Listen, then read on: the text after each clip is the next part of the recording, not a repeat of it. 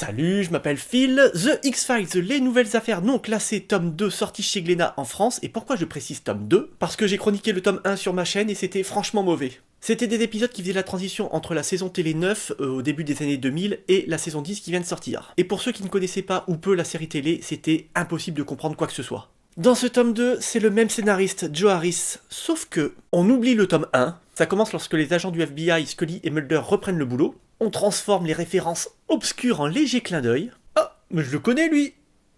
Et au lieu de faire une seule grande histoire bidon, on fait plein de petits épisodes avec un début et une vraie fin, tout en respectant les codes de la série télé. Genre commencer un épisode par un flashback avec le lieu et la date. Alors Gérard, ça gaze? Bernard, t'es con quand tu t'y es. Mais je sais ce que vous allez me dire. Mais je veux pas commencer par le tome 2! Ok, je peux le comprendre, mais si tu veux lire du bon X-Files accessible, ça se passe là-dedans. Allez, à la prochaine. Imaginez un monde où se côtoient des orphelins milliardaires déguisés en chauve-souris et des jeunes tortues mutantes maîtrisant les arts martiaux. Non, vous n'êtes pas dans un film de Tim Burton sous LSD, mais bien dans le livre Batman et les Tortues Ninja, qui est bien le crossover de DC le plus improbable cette année. Derrière celui entre la Justice League et les Power Rangers. Yo le peuple, Batman et les Tortues Ninja, Amer Pizza, écrit par Jeremy Colwell et dessiné par Freddie Williams, narre la fois où les tortues se sont téléportées accidentellement dans l'univers de DC et cherchent un moyen de repartir, sans quoi le mutagène présent dans leur corps s'effacerait et elles retourneraient à leur état animal. Aidés bien évidemment par Batman dans leur aventure, l'histoire va nous permettre de visionner presque tous les personnages les plus connus des deux univers. Si le scénario ne présente pas d'enjeux extrêmes et ne brille pas par ses prises de risque, je pense que c'est voulu par les auteurs. En effet, ce comics dispose d'une fraîcheur et d'une légèreté vraiment très agréables.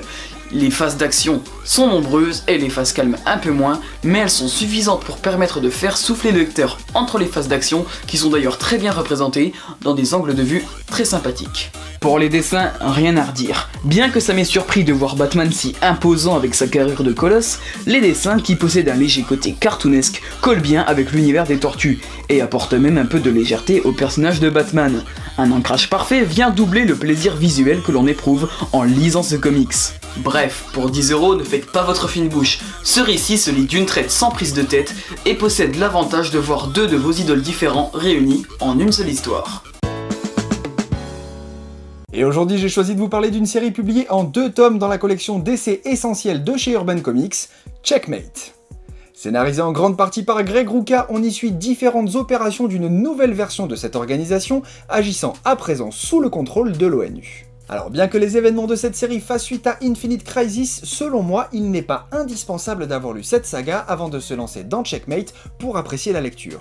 On retrouve ou découvre beaucoup de personnages aussi bien humains que méta-humains, et tous bénéficient d'un traitement impeccable, les rendant forts, attachants ou détestables. Côté ambiance, manipulation, trahison, coups bas et embrouille en interne sur fond de politique internationale, tout y est et tout fonctionne très bien.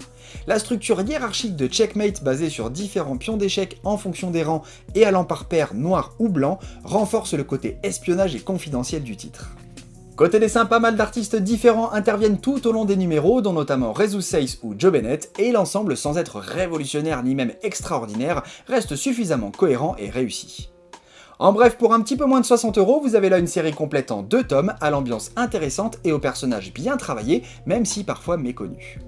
Que ça soit pour compléter votre lecture d'Infinite Crisis ou bien tout simplement pour lire une histoire d'espionnage prenante, je vous conseille Checkmate.